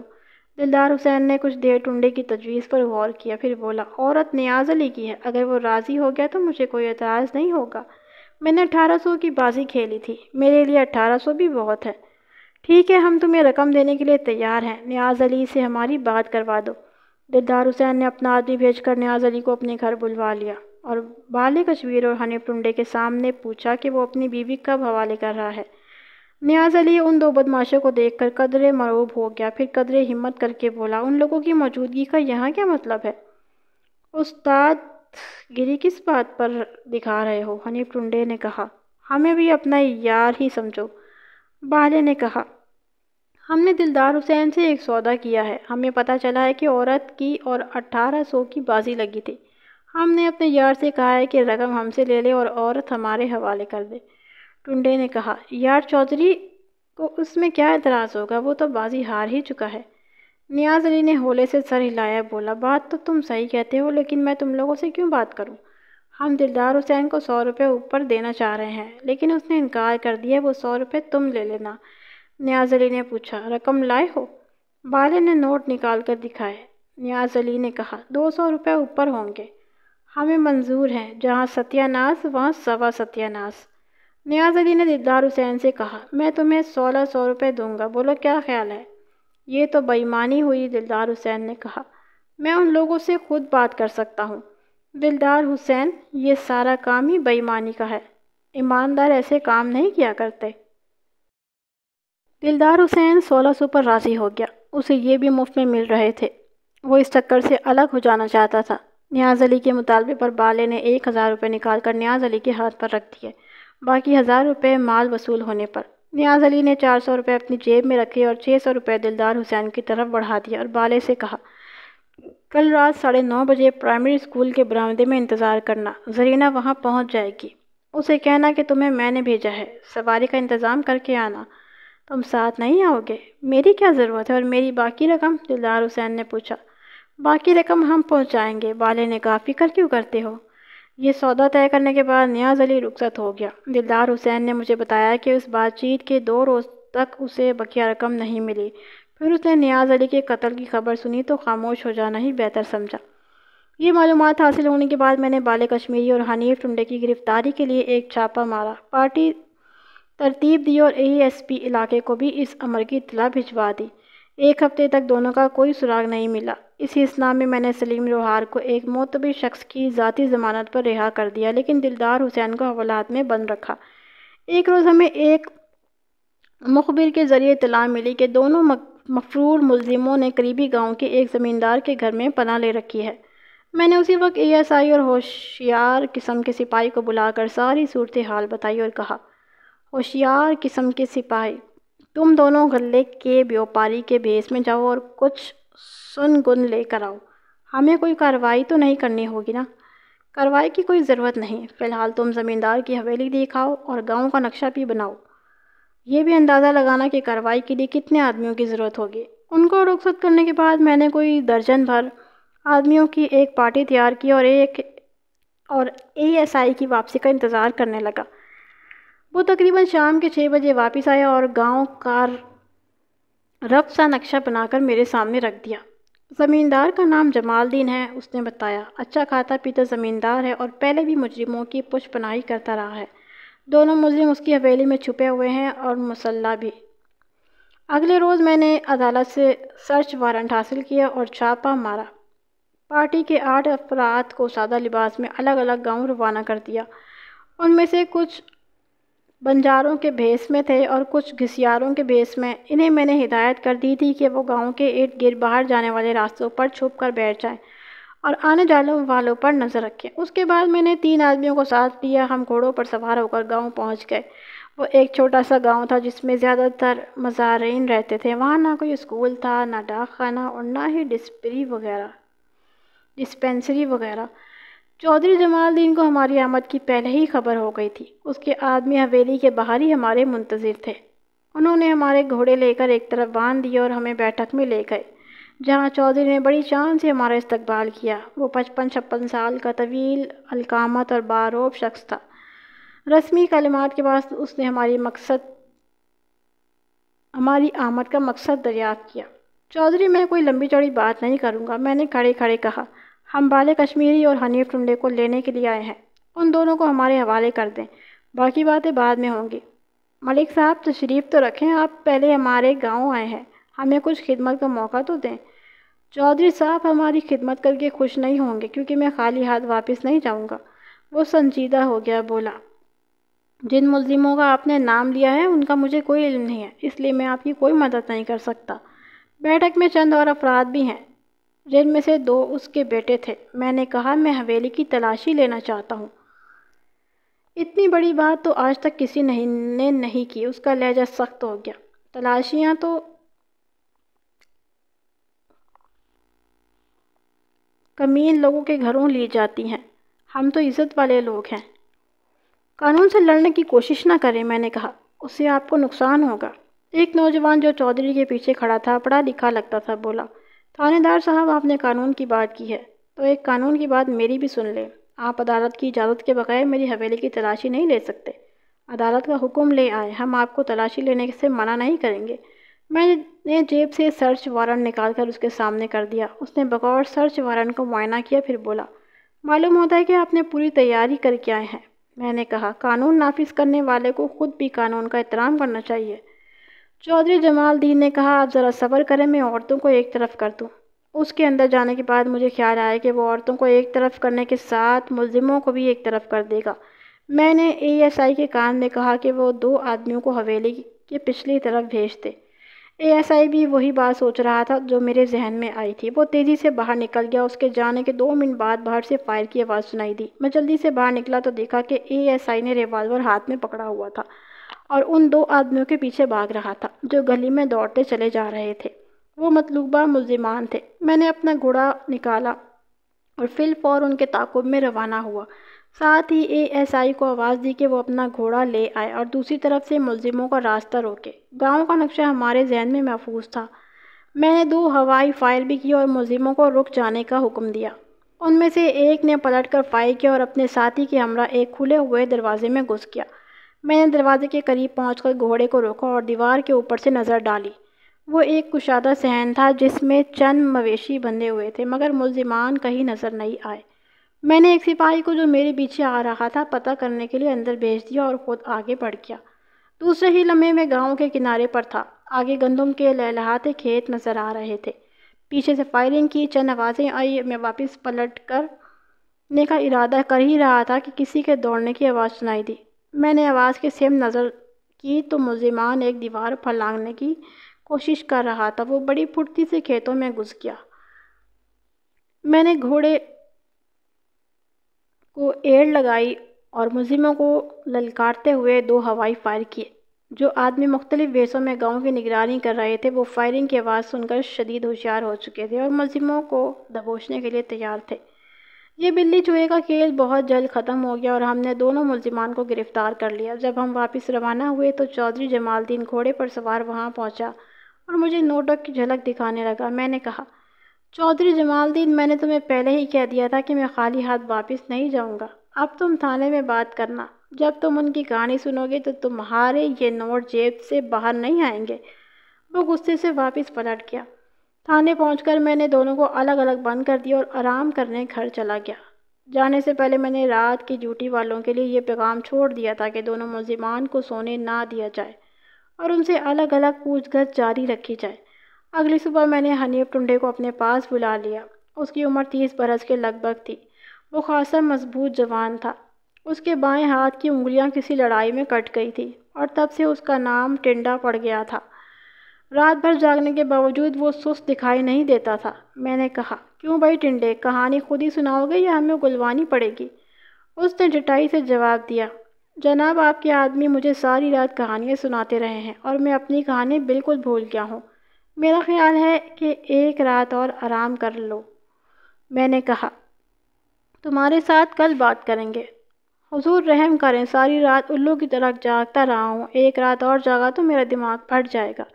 میں نے حوالدار کو بلا کر کہا، اسے قد لمبا کرنے والی ورزش پر لگا دو اور بالے کشمیری کو لے آؤ۔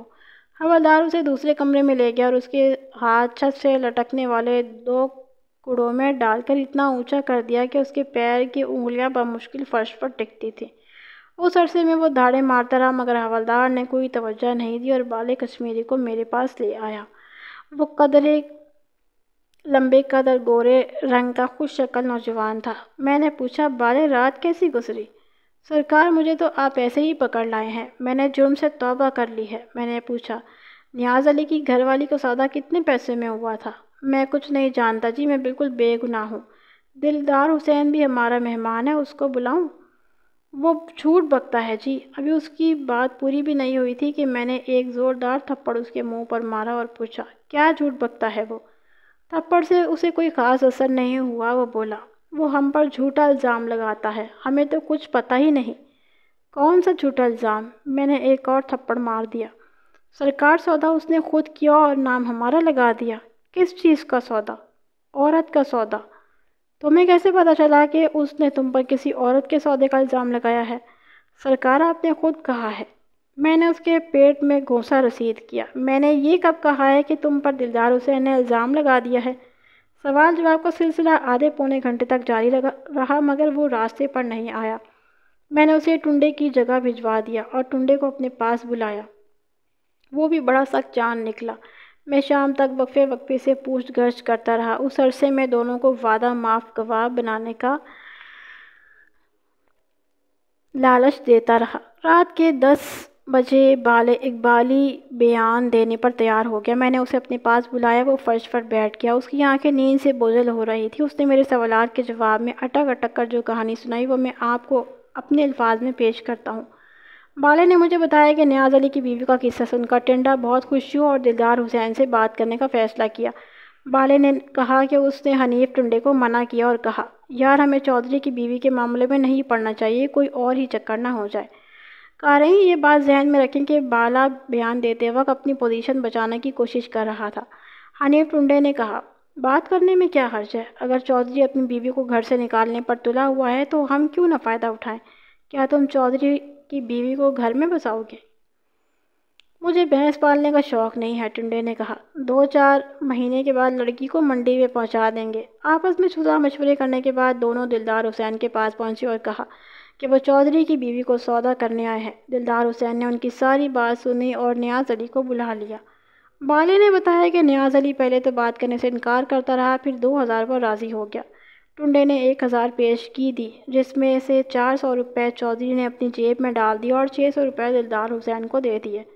دلدار حسین نے اپنے بیان میں کہا تھا کہ رقم بالے نے دی تھی۔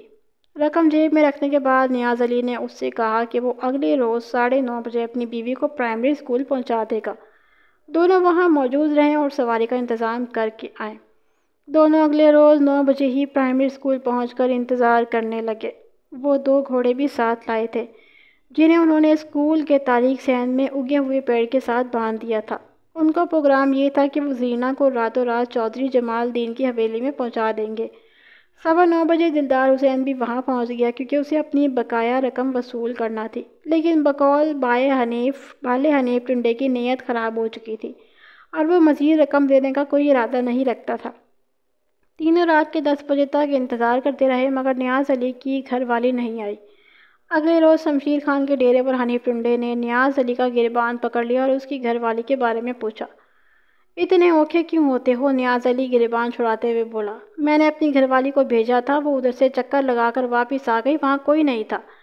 بکواس کرتی ہے وہ، اور تم بھی، حنیف ٹنڈے نے کہا۔ اگر آج عورت نہ ملی تو ہم تمہارا پیٹ پھاڑ دیں گے۔ ایسا کرو، آج تم اسے ہمارے گھر سے اٹھا کر لے جانا، میں پچھلا دروازہ کھلا رکھوں گا۔ ہم دونوں برآمدے میں سوتے ہیں، وہاں اور کوئی نہیں ہوتا۔ آدھی رات کے بعد آنا۔ یہ تو کوئی بات نہ ہوئی، مال بھی خرچ کریں، اٹھا کر بھی لے کر جائیں۔ دیکھ لو، اگر سودا منظور نہ ہو تو رقم واپس لے لو۔ رقم اپنے پاس ہی رکھو، ہم آدھی رات کے بعد آئیں گے، اس دفعہ کوئی گڑبڑ نہیں ہونی چاہیے۔ جیسا کہ آپ پہلے پڑھ چکے ہیں کہ چودھری منصب علی نے رات کے 10 بجے اپنے مہمان کو رخصت کیا، پھر دیکھا کہ صحن کا دروازہ کھلا ہوا تھا۔ اس نے دروازے کو کنڈی لگا دی اور اندر چلا گیا۔ یہ دروازہ نیاز علی نے کھولا تھا اور 9:30 بجے بستر پر لیٹ گیا۔ جب زرینہ ساس کے پیر دبانے کے بعد برآمدے میں آئی تو نیاز علی سو چکا تھا۔ اس رات کئی باتیں ایسی ہوئیں جو بظاہر اتفاقیہ معلوم ہوتی ہیں لیکن در حقیقت ان میں دستِ قدرت کام کرتا دکھائی دیتا ہے۔ چودھری منصب علی کے مہمان کا آنا اور چودھری کی کھلے ہوئے دروازے پر نظر پڑنا، زرینہ کا اپنی ساس کے پیر دبانا اور اس وقت واپس آنا جب نیاز علی سو چکا تھا۔ نیاز علی کا جلدی سو جانا بھی حیرت انگیز تھا۔ اگر وہ جاگ رہا ہوتا تو لازماً زرینہ کو برآمدے میں سونے پر مجبور کرتا، پھر زرینہ کا اپنے شوہر سے خوف کھانا اور اندر سونے کے لیے چلے جانا۔ یہ ساری باتیں ایسی ہیں جن میں نمایاں طور پر قدرت کا ہاتھ نظر آتا ہے۔ قدرت اس مظلوم عورت کو بچانا چاہتی تھی اور ظالم کو اس کے پھیلائے ہوئے پھندے کے ذریعے ہلاک کرنا چاہتی تھی۔ بالے نے اپنی بات مکمل کرتے ہوئے کہا کہ وہ پروگرام کے مطابق آدھی رات کے بعد چودھری کے دروازے پر پہنچے۔ حنیف ٹنڈے نے جب دروازہ بند دیکھا تو اس کا سر گھوم گیا۔ وہ دیوار پھاند کر اندر داخل ہوا اور دروازہ کھول دیا۔ پھر دونوں برآمدے میں پہنچے اور دیکھا کہ زرینہ کا بستر خالی ہے۔ انہیں یقین ہو گیا کہ نیاز علی انہیں الو بنا رہا ہے۔ بالے کے بیان کے مطابق ٹنڈے نے خنجر نکالا اور پے در پہ وار کر کے نیاز علی کو ہلاک کر دیا۔ میں نے بالے کا یہ نوٹ بیان کیا اور اس کے دستخط کروا لیے، پھر ٹنڈے کو اپنے پاس بلا لیا اور اسے بالے کے اقبالی بیان کی تفصیل سنائی۔ ٹنڈے کی حالت خاصی خراب ہو رہی تھی۔ میری توقع کے عین مطابق اس نے بالے کو 2-4 گالیاں دی اور قتل کا سارا الزام اس کے سر پر ڈال دیا۔ اس نے بھی وہی تفصیل بتائی جو بالے بتا چکا تھا، تاہم قتل اور عورت کی خریداری کے سلسلے میں ساری ذمہ داری بالے پر ڈال دی گئی۔ میں نے اس کا بھی تحریری بیان لے لیا اور اگلے روز دونوں کی نشاندہی پر خنجر اور خون آلود کپڑے برآمد کر لیے۔ یہ کپڑے حنیف ٹنڈے کے تھے، جس سے یہ اندازہ ہوتا تھا کہ نیاز علی کو اسی نے قتل کیا تھا۔ دلدار حسین اگرچہ قتل میں ملوث نہیں تھا، تاہم میں نے اسے بھی شامل تفتیش رکھا کیونکہ وہ ایک بے گناہ عورت کی خرید و فروخت میں ملوث پایا گیا تھا۔